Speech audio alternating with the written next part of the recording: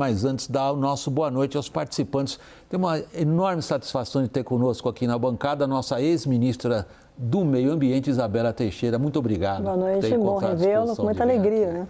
É toda nossa. Boa noite a todos. E agora sim, dando o meu boa noite a meus colegas, começando pela Renata Agostini, em Brasília. Renata, Daniel Hittner, também lá em Brasília. Nosso Caio Junqueira, o nosso homem na floresta. Quer dizer, nas ruas de Belém, né? Tá quente. Tá, né, Isabela? Ele não está se queixando, não. Deve estar feliz da vida. Ele é um repórter da velha guarda, durão, sabe? Ele sofre, mas não diz que sofre. Sobrevive. E o Lorival Santana, nosso analista internacional. Vamos então a esse assunto que eu acabei de mencionar aí, fazendo minhas brincadeiras com os meus colegas de trabalho. A declaração de Belém foi divulgada hoje e, como foi adiantado pelo nosso colega de trabalho, Caio Junqueira, não há, deixa eu reiterar isso, não há uma meta comum para o desmatamento zero entre esses países que participaram da cúpula da Amazônia. Esse documento, assinado pelos participantes, são 8 países, também não citou a exploração de combustíveis fósseis na região. Vamos ver detalhes do texto. A questão da exploração de petróleo na região sequer aparece na redação final da Declaração de Belém, documento conjunto assinado pelos chefes de Estado da região amazônica presentes à cúpula. O tema é sensível a vários países da região, que contam com os recursos da exploração petroleira para alavancar suas economias. O governo brasileiro também vem tentando liberar a prospecção de petróleo na região da foz do Rio Amazonas. Mesmo assim, em sua fala, na abertura do encontro, o presidente da Colômbia, Gustavo Petro, voltou a defender o fim da exploração de petróleo na região. O que necessita a vida do planeta é deixar de usar o petróleo, o carbono e o gás. Las derechas tienen un fácil escape, que es el negacionismo. Negar la ciencia. De ahí a la sinrazón, de ahí al fascismo es fácil, así lo ha hecho en el siglo XX. Para los progresismos es muy difícil. Y entonces genera otro tipo de negacionismo que es más o menos aplacemos las decisiones. Hidrocarburos y selva. Que nos vamos a extinguir. Que lo que produce la extinción es el uso del petróleo. Com relação ao desmatamento zero, o documento menciona que se trata de um ideal a ser alcançado, citando objetivos locais para cada país, que serão apoiados pela cooperação regional, firmada na cúpula, mas sem estabelecer metas ou prazos. Lula vem buscando se consolidar como líder da pauta ambiental no mundo e conclamou os líderes presentes na cúpula a atuarem de forma conjunta para pressionar as nações ricas a financiarem o desenvolvimento sustentável da região. Na COP de 2028, nos Emirados Árabes, todos nós estejamos juntos para, quem sabe, fazer um pronunciamento em nome da Amazônia, em nome dos países que têm floresta, para que os países ricos, que já destruíram as suas, assumam a responsabilidade de financiar o nosso desenvolvimento para melhorar a vida do nosso povo. Isabela Teixeira, desde que você deixou o governo, você vem desenvolvendo uma atividade internacional de enorme projeção nesse campo. A COP27, por exemplo, no Egito. A sua participação foi considerada importante, sobretudo na coordenação entre países como Brasil, Congo e Indonésia, que dispõem de grandes florestas. Por que é tão difícil aqui pertinho a gente conseguir o mesmo tipo de coordenação? Bom, eu acho que, primeiro, boa noite a todos. É, de novo, uma alegria poder revê-lo, né, e estar com vocês aqui na CNN. Bom, vamos lá. Eu acho que nós temos algumas discussões importantes nessa questão do clima. Primeiro, só pode ser audacioso quem tem soluções para pôr em prática. E o mundo não tem soluções na questão energética no curto prazo para a questão de combustíveis fósseis. Está aí uma guerra na Ucrânia, cuja aliança estratégica política entre a Europa e os Estados Unidos é baseada no carbono. A segurança energética dos Estados Unidos é todo shale gas no shale oil. Isso é fossil fuels, isso é combustível fóssil. Aí para a Europa, a forte dependência, tá, de combustível fóssil é real, absolutamente real. Você vai para a China, você vai para a Índia, tem uma frase do primeiro-ministro Modi que é singular. Segurança energética na Índia é adicionar fonte energética. Para quem tem 700 milhões de pobres, sem acesso à energia, então você tem uma discussão de fundo como deixar o modelo e passar para um modelo novo de energias renováveis, etc., onde as tecnologias devem estar acessíveis e disponíveis. Isso também é uma equação complexa de ser colocada no mundo. Evidentemente, você implicitamente está dizendo não estão ainda. Não estão ainda. E a discussão toda de descarbonização, de questão tecnológica, passa por duas superpotências, China e Estados Unidos, que estão aí no jogo geopolítico complexo, vamos chamar assim. Então, a discussão climática entrou no jogo geopolítico. Isso é o primeiro aspecto a ser importante as pessoas entenderem. Segundo aspecto, quando você vem para o Brasil, olha o Brasil nesse contexto, a prioridade, todo o desafio do Brasil em relação ao clima não é energia. Nós temos uma matriz elétrica que foi a 92% ano passado de renovável. Nós temos, na verdade, temos lições a dar. A dar, tá? E temos alternativas. Esse país, a sociedade, a natureza foi muito generosa, a gente é que usa mal. Tá? O Brasil tem uma vocação para se auto-boicotar que é, assim, geneticamente tem que ser modificada, porque eu nunca vi um país com alternativas que se auto-boicota. O nosso principal inimigo somos nós, do negacionismo, a capacidade de fazer discussões políticas e econômicas que nos tiram o futuro. Como, por exemplo, a discussão sobre combustíveis fósseis no Brasil do ponto de vista de eletricidade. Eu chego daqui a pouco lá. O problema do Brasil em clima é o uso da terra. Nossas emissões estão baseadas em uso da terra. Uma parte, 50% no desmatamento, que é não econômico. Ilegal, em grande medida. Ilegal, predominantemente. Então, não só impacta, como tira a riqueza. Não é um problema de eu estar na indústria e estou transformando a fonte de energia que vai alimentar a indústria. Não. É um problema de legalidade. E a outra parte expressiva, cerca de 24%, 27%, está associada à agricultura, ao uso da terra da agricultura. E vem o resto.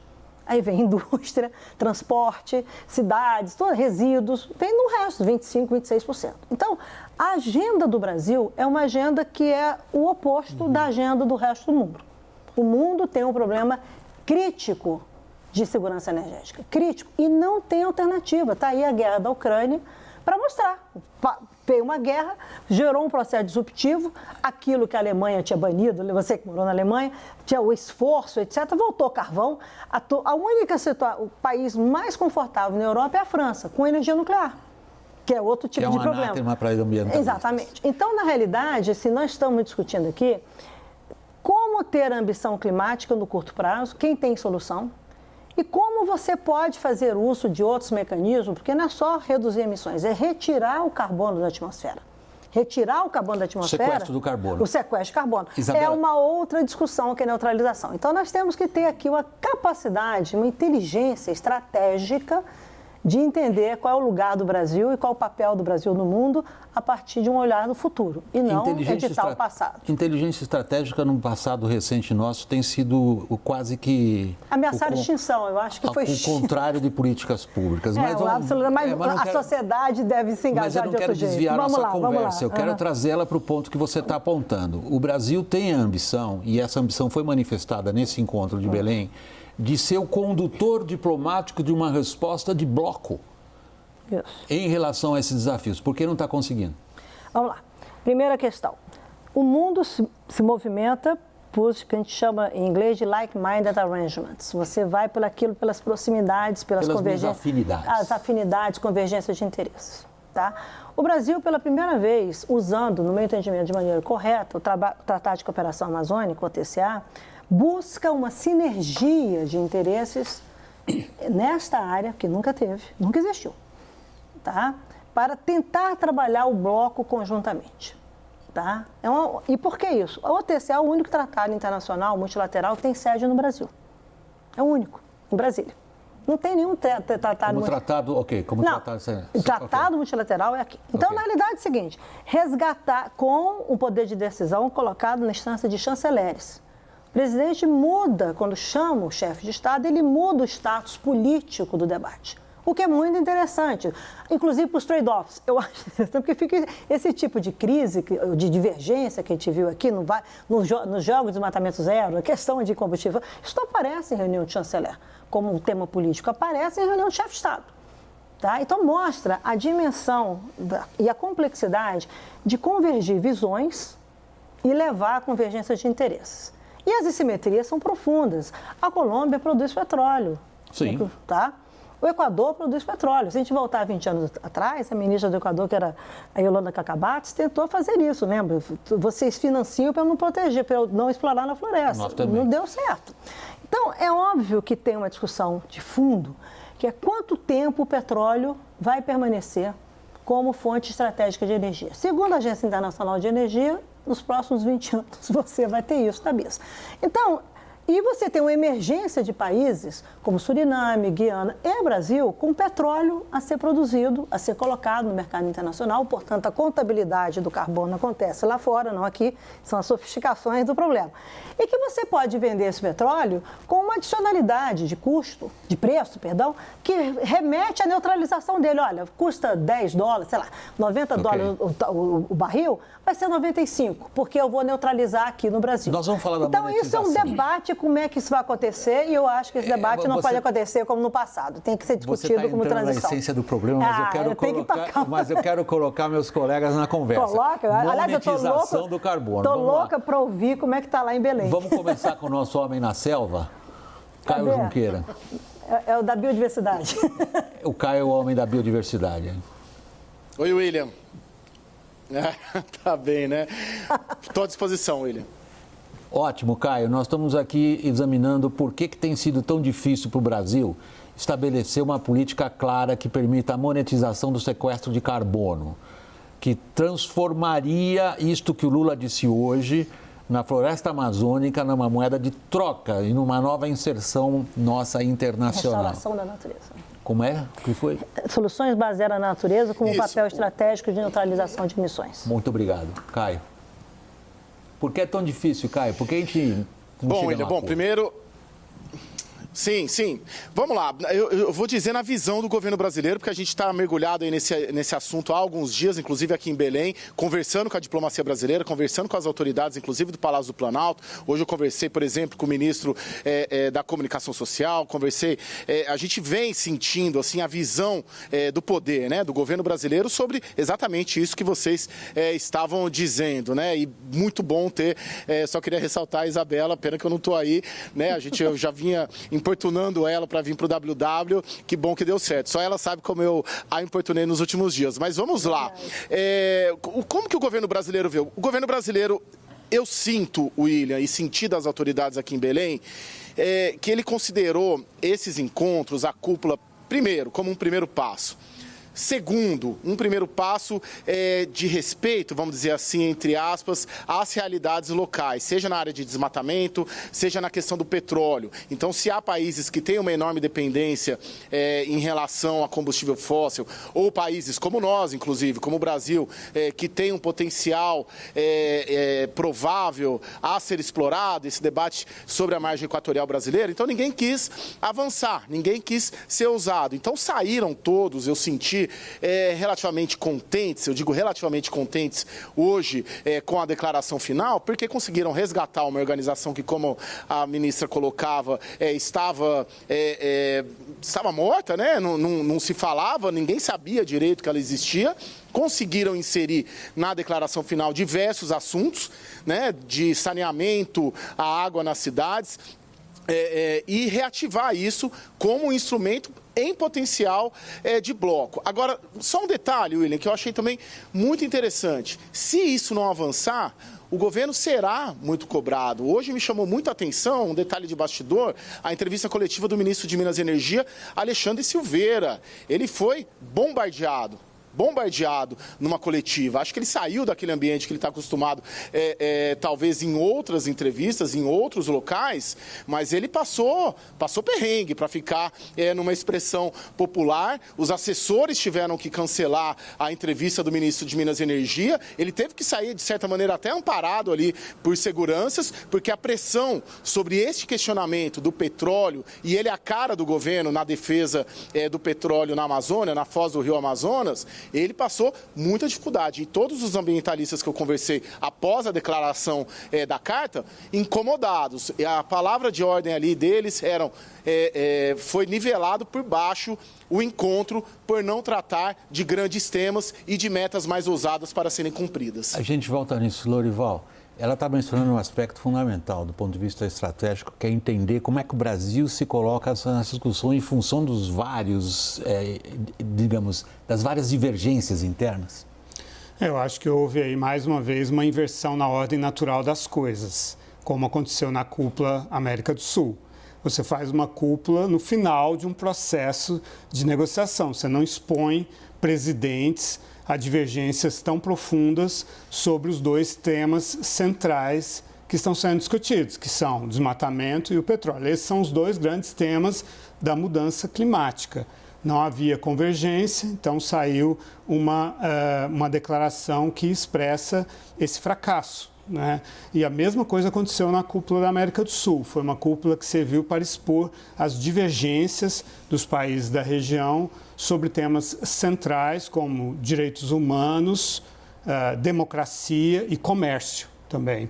Então, parece haver um voluntarismo do governo brasileiro de tentar exercer uma liderança como se ela fosse algo automático, espontâneo, sem requerer um trabalho diplomático que vai de baixo para cima. Começa com os diplomatas, com os técnicos, chega ao nível dos secretários regionais, chega aos chanceleres, ministros de outras áreas, no caso meio ambiente, Minas e Energia, até chegar então aos presidentes. É por isso que foi um fracasso essa cúpula, como foi um fracasso a cúpula da América do Sul. Renata Agostini?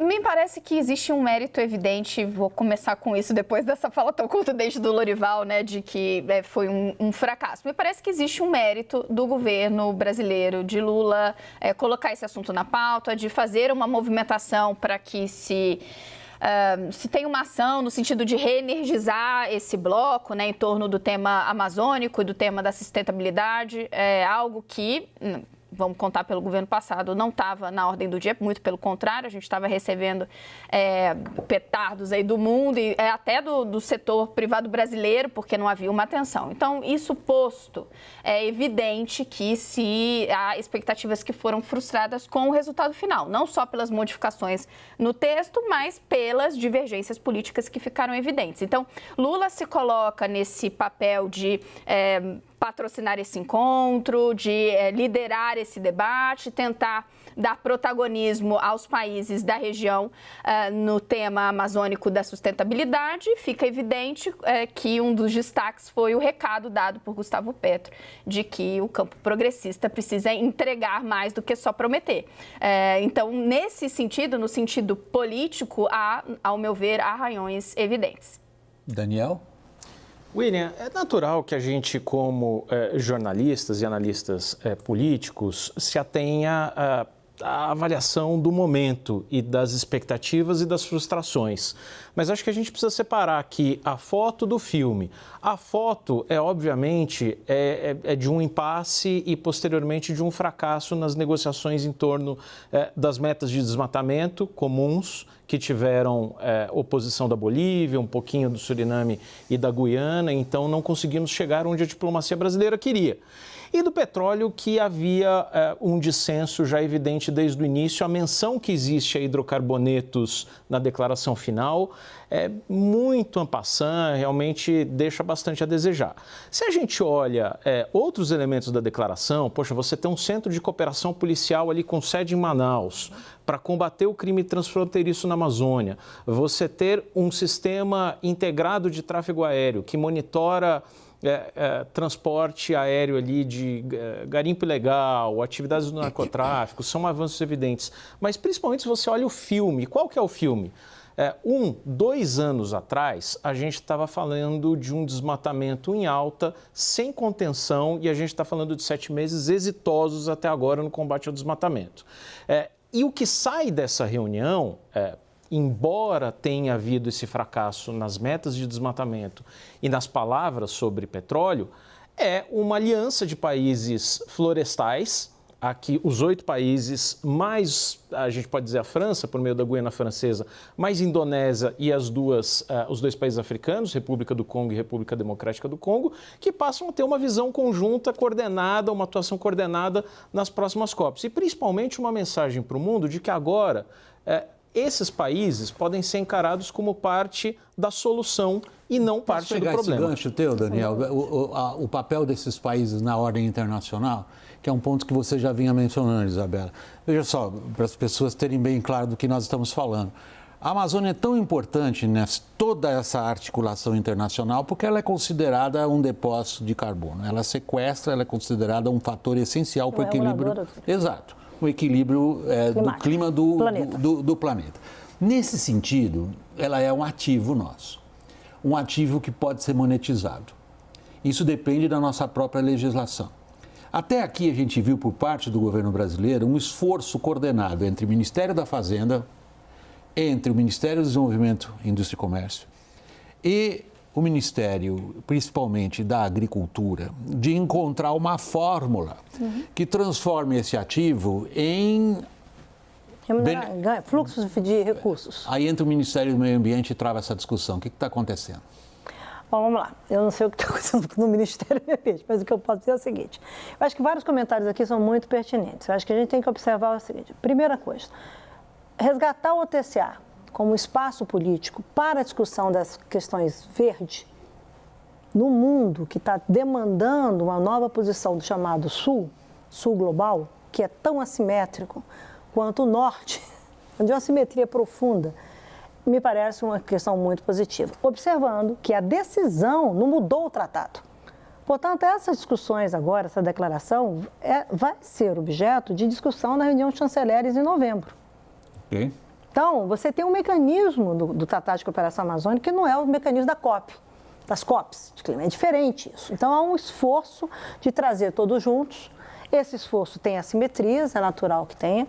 Vai exigir uma diplomacia climática, ambiental, em um outro patamar e entender como é que esses países vão lidar, desde o desmatamento zero até a questão de renováveis, de energia, de fóssil fuel, de combustíveis fósseis. Agora, a região amazônica, ela tem uma complexidade, desafios sociais, de segurança, como você colocou, de defesa. E por que é estratégia discutir isso? Porque sem a Amazônia de pé, protegida, não tem segurança climática no planeta. Essa é a discussão. Se você mexer na Amazônia, se começar o tip point, etc., a segurança climática, o impacto na atmosfera de tal ordem, segundo o painel científico de mudança do clima, que você não vai ter nem 1,5 grau, 2,5, 3, se você vai realmente acelerar, inclusive, o processo disruptivo do equilíbrio do planeta. Então, nós estamos indo para uma dimensão que não é mais global, é global planetária. Você vai para algo que é intangível. E os relatórios recentes do IPCC mostram uma coisa muito interessante. Você não tem previsibilidade. Esses eventos extremos que estão acontecendo, que anunciam a mudança do clima, ele não é previsível.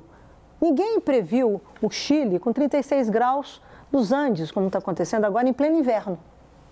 Não tem desenho, ninguém previu o que está acontecendo na China, na Índia, que fez a Índia fechar a exportação, por causa das chuvas, das inundações, de arroz e, portanto, impactar o mercado global de alimentos. Então, isso não tem previsibilidade. A ciência está correndo para saber se nesse conjunto de incertezas você consegue dar minimamente previsibilidade. O que significa isso? Os países estão vindo juntos, precisam vir juntos. Eu acho que pela primeira vez a América Latina, a América do Sul vem junto com um olhar para a América Latina, que é importante entender esse conjunto sul-americano e latino-americano na composição dos chamados blocos, que dialogam internacionalmente, que no nosso caso estamos envelopados no G77 mais China, o famoso G77 mais China. Então, para mim, eu acho que esse debate, monetização, como é que você vai lidar com a Bolívia, com a Amazônia, lembra 20 anos atrás, quando a gente estava discutindo o clima, que a Bolívia defendia a Pachamama? Que era a mãe natureza, a Bolívia foi que não quis um acordo de desmatamento zero. Eu vejo como é que mudou o negócio. Você tem que entender essas variáveis políticas e construir, aí eu concordo com as observações que foram dadas aqui, caminhos que permitam o diálogo e a convergência e chegar lá fora e falar, estamos vindo juntos. Em Paris, nós viemos juntos os emergentes, China, Brasil, África do Sul e Índia. Isabela. Foi ali que a gente fez a diferença. Eu acho que agora, nos próximos 10 anos de Paris, a América do Sul terá que ter um papel mais estratégico. Eu acho que a minha pergunta continua de pé. Continua de pé. Mas eu queria fazer o seguinte, eu tenho que parar o break comercial e não cortar o seu raciocínio, que isso é uma descortesia horrível, mas enfim. Eu vou para o intervalo, na volta a gente reinicia a nossa conversa aqui no WW e eu gostaria de insistir contigo Se a gente mesmo não sabe como explorar a descarbonização ou a economia do carbono, e estamos enfrentando um Green Deal por parte dos europeus, como é que nós queremos liderar alguma coisa em que direção? Vamos falar sobre isso, okay. É fascinante. A gente volta depois do intervalo, pessoal. Continuamos falando sobre meio ambiente, a inserção internacional do Brasil e a cúpula da Amazônia. Até já.